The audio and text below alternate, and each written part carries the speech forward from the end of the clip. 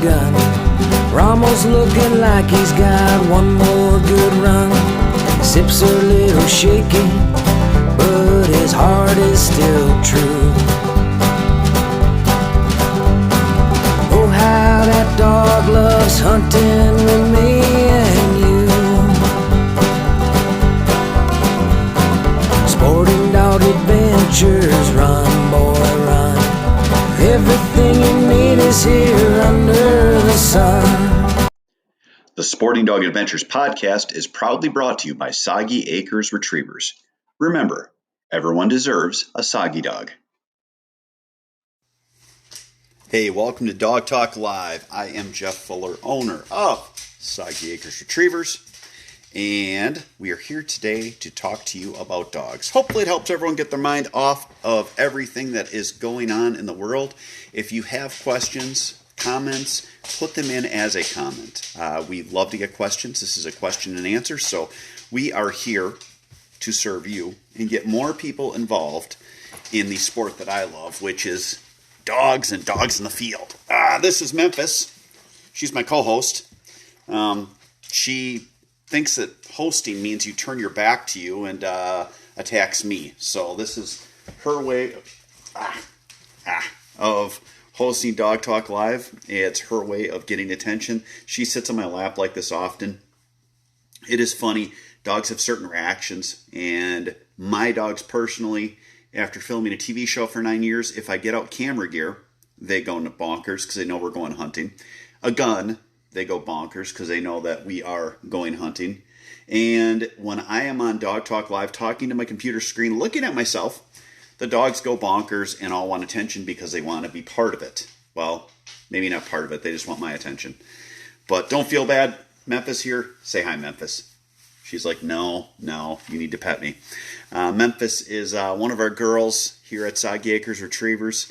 And she doesn't do well with questions. If you want to ask her any, I can talk to her and hopefully get back to you. But I am here to answer any questions for you. So please, training, puppies, dogs, hunting. Let's have a nice talk today and see what is on all of your minds. If you have not, please check out our podcast, the Sporting Dog Adventures podcast. We are up on a pile of platforms now. The main ones, Spotify, Anchor, Amazon, Pandora, and iTunes, Apple Podcasts. Great for asking questions, great for getting answers and info out there, and it's a nice podcast that is about 20 minutes. We always have a main topic, and then we have a training tip and a hunting tip. So if you're looking for a podcast to listen to work, to as you drive into work or just at home, check us out, Sporting Dog Adventures Podcast. I like 20-minute podcasts. That's why I made it about that long. Reason being, if they get too much longer than that, I usually lose interest or I don't have time to finish something. And I got to go back after the fact several days later to re-listen to the end. So again, the Sporting Dog Adventures Podcast. So the way this works, I will sit here and talk to you for at least 15 to 30 minutes, but I need your questions. I can't sit here and talk about my own self and my bloviation.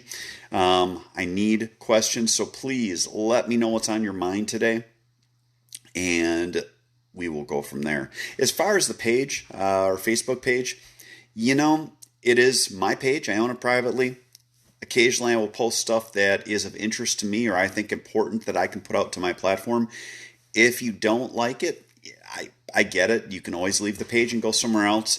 But we recently had an uptick in people thinking that they were going to try to demand what the page does, threaten me. That stuff's not going to work, guys. I'm not going to change who I am. And it is not...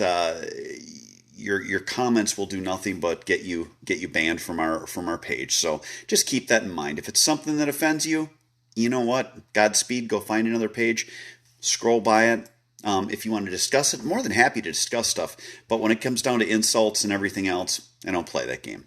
All right, we got Matt from Maryland. I am duck hunting Saturday in a pond and taking my 1-year-old lab for the first time. I have trained him with retrieves, but have not shot a shotgun close to him. Will be taking him be a bad idea? Yes, it is a bad idea, Matt. You're going to want to take your dog out and make sure that the dog has had some shooting around him.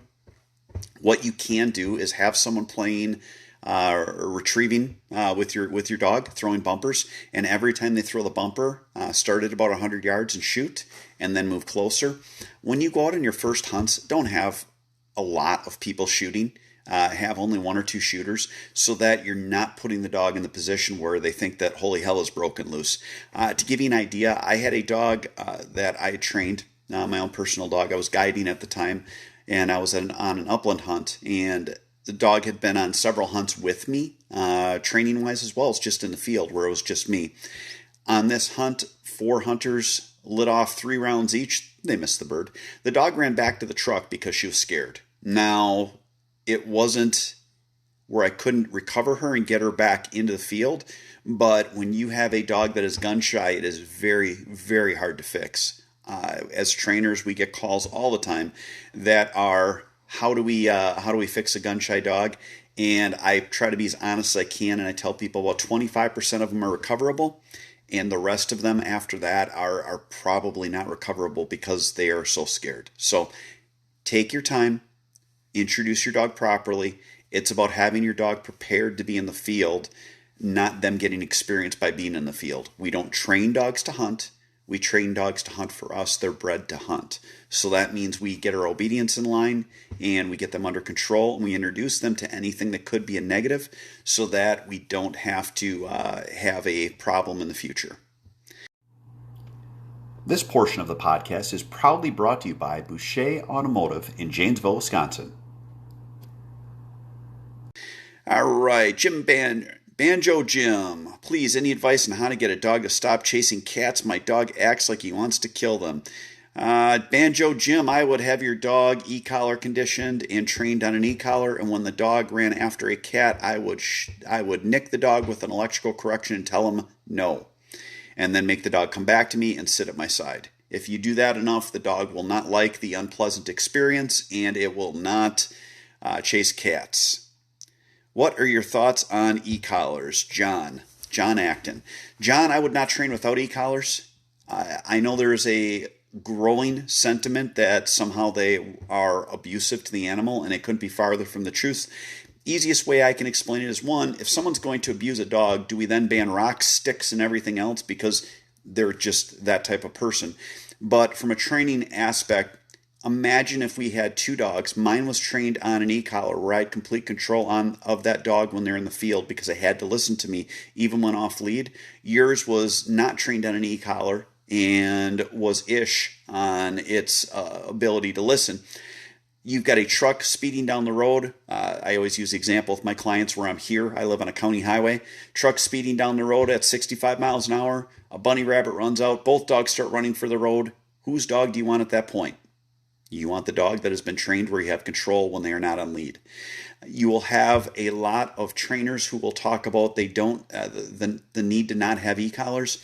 They will take twice as long to train your dog, and almost 100% of them, not all of them, but almost 100% do not even run dogs competitively, and they will tell you it's because they train for the love of the breed. It's not that. They can't control their dog. E-collars are great, but it is a training tool, not a punishment tool. That is what you need to keep in mind so you're using it for the proper use. We do e-collar conditioning to get a dog so they understand how to turn pressure off. And then we only use an e-collar to correct behaviors that are learned. So again, when we go back to the cat experience, the dog starts chasing a cat. You tell the dog here, and nick the dog so that they understand they have to come to you. The dog will stop chasing cats because the dog will hear you say here and always come to you, and then you can have them sit. When you are using any negative consequence in your training, try to keep your thought process on 10 to 20% negative reinforcement, 80 to 90% positive reinforcement. So your voice inflection, good dog, good. Your body language, bend over at the waist, not sitting like this where you've got your arms crossed, looking all like you're upset with the dog. Give your dog a good training attitude, and you are going to appreciate using an e-collar. I and others appreciate your individuality. Thank you for what you do for your approach. Jeff Tryon. Thank you, Jeff. Yeah, it's I guess I'm one of a kind. My wife. It's funny when I took Kate out on the first date. It was months later. I asked her what she thought of me, and she said I was odd. So I guess individuality and odd are probably about the same thing in my wife's eyes. I don't know how to take that. She said it was a compliment because I was odd. But, I like individuality better. So thank you for that word. I'm going to use that with her later today. Let's see, David. My lab is great in training, not gun shy, but doesn't like cold water. Suggestions for hunting. David, if you are...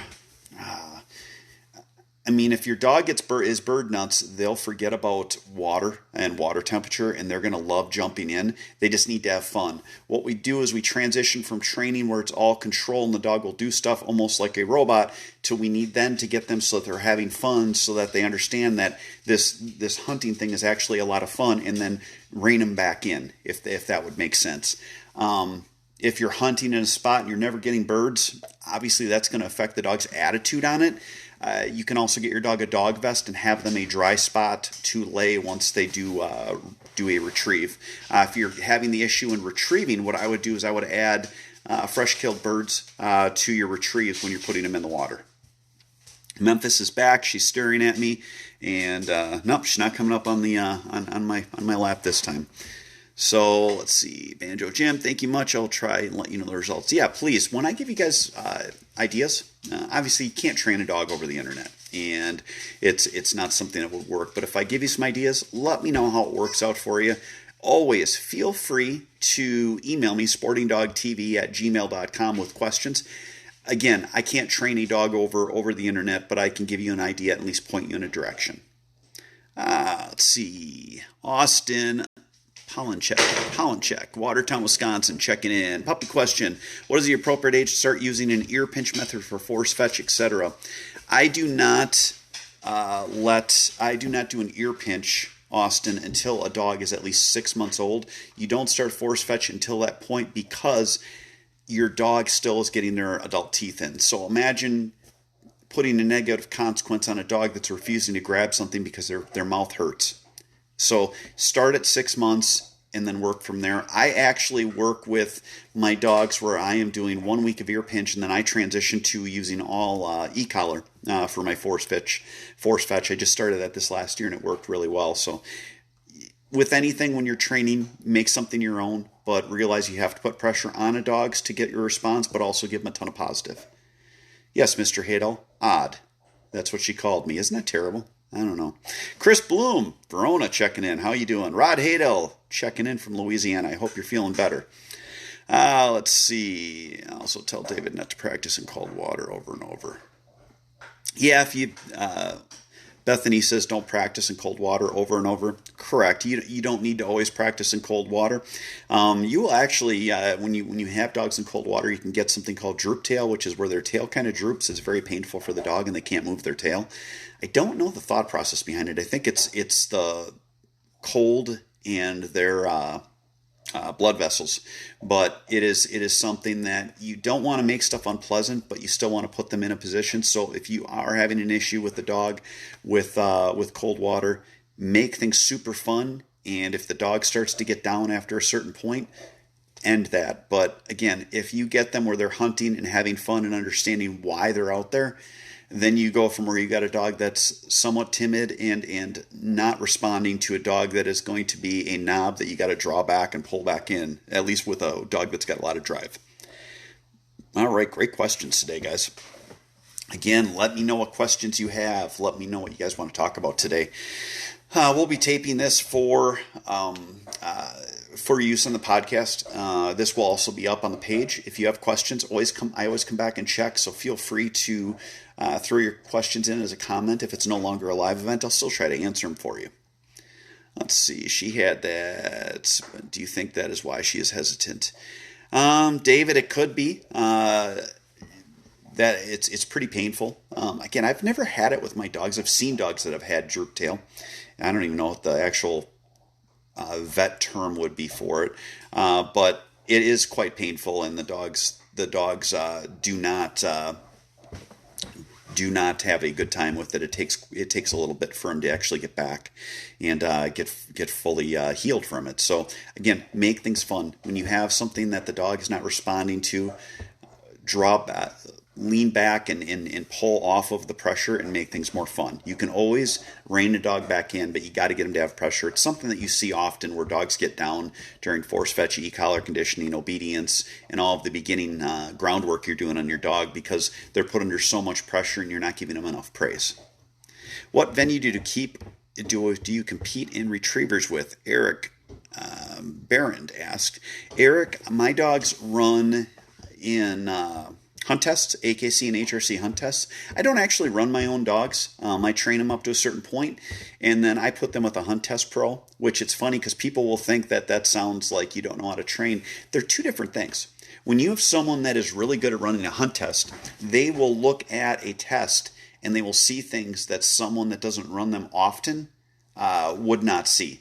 So my thought process is I focus on young dogs. That's what I train, dogs that are in their first 3 months of training.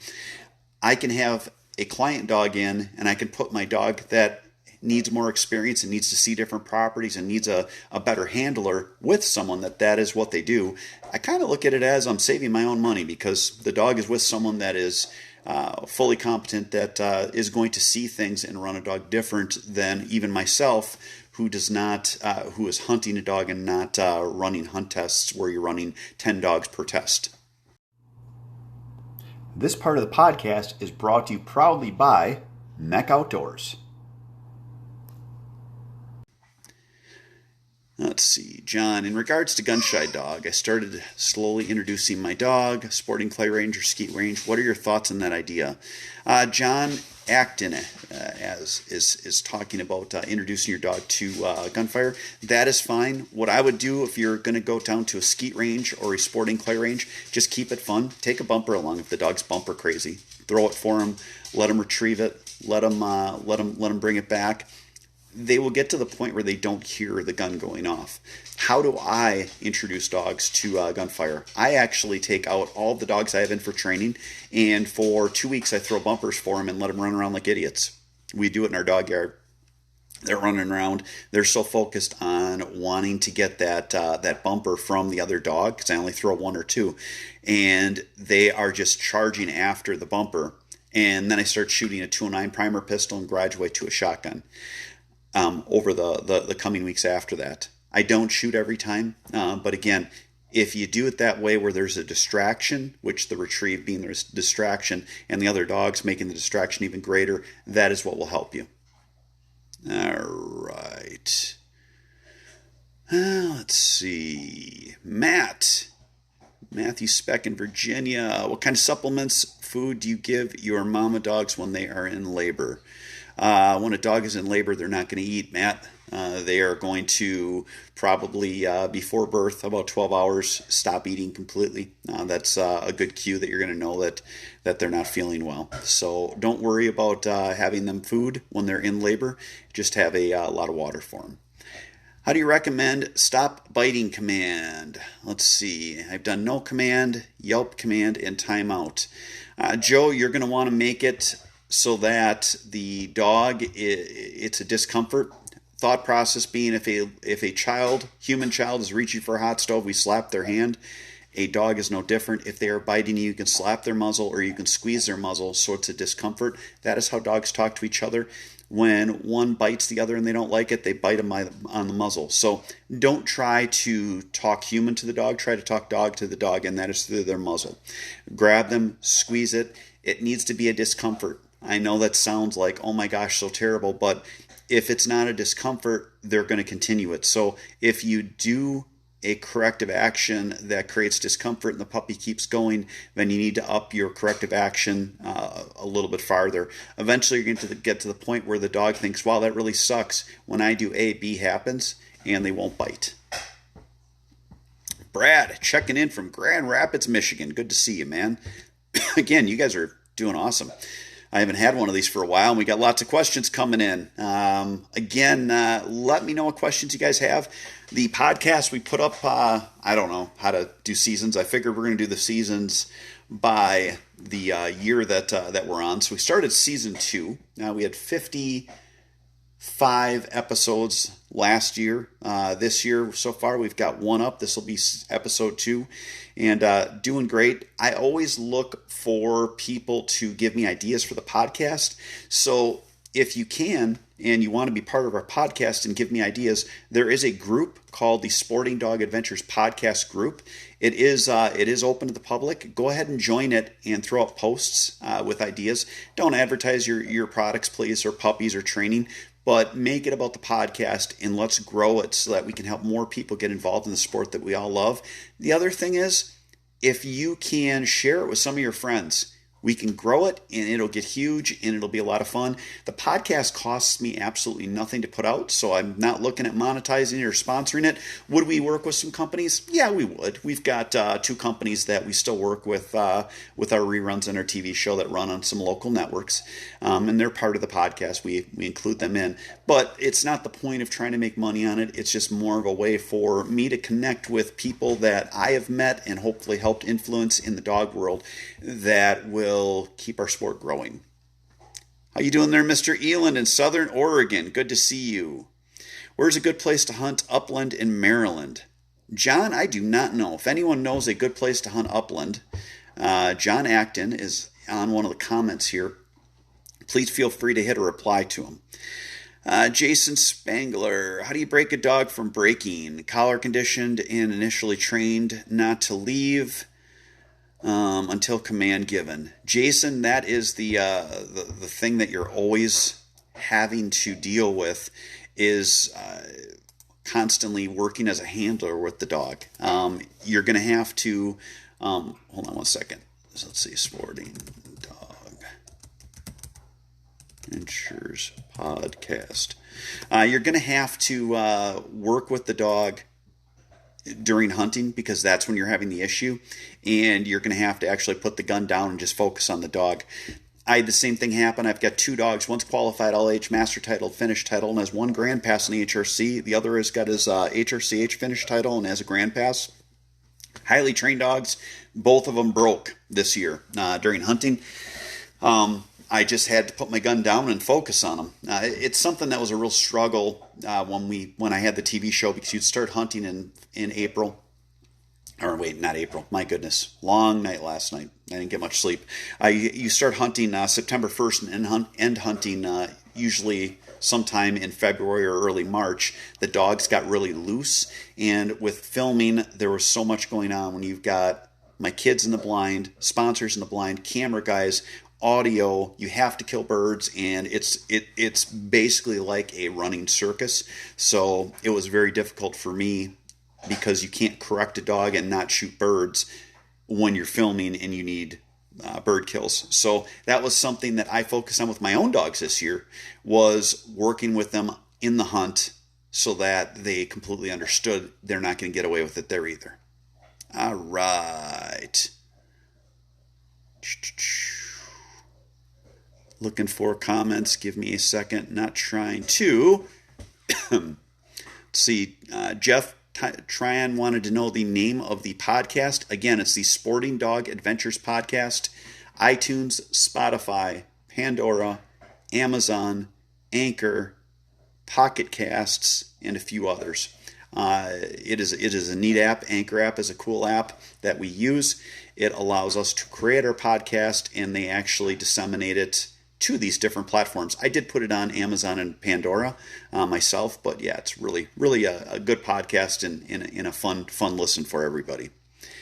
Annette, checking in from New York. Suggestions for resource guarding. I've tried everything. Annette, you could use an e-collar if you haven't tried that. It is something that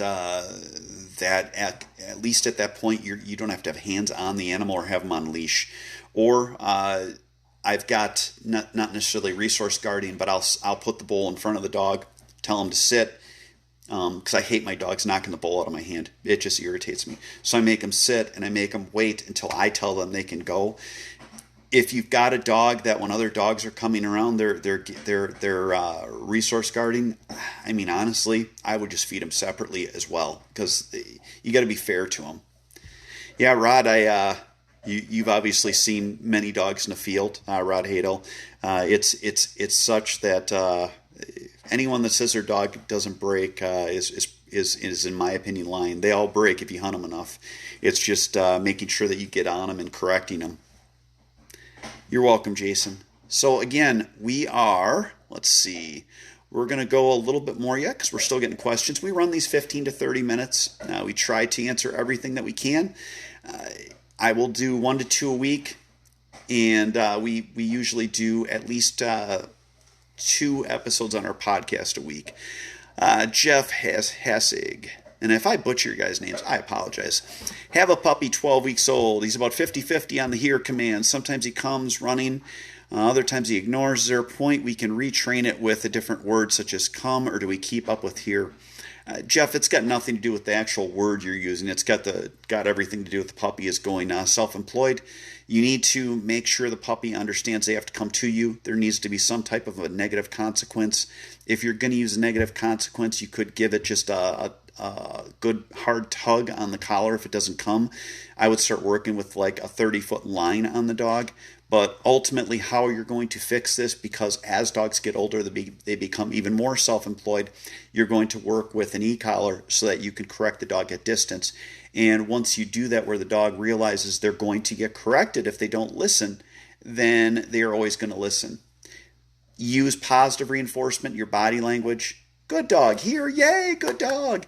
And bend over slightly at the waist or take a knee. Give them an inviting look so they're like, wow, they really want to see me. And do that 80% of the time so that you're only 20% negative once you start really getting into your training.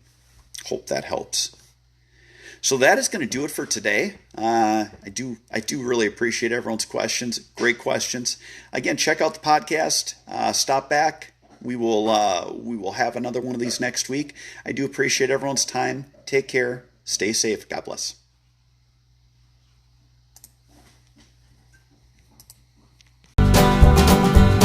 Sporting dog adventures, run, boy, run. Everything you need is here under the sun.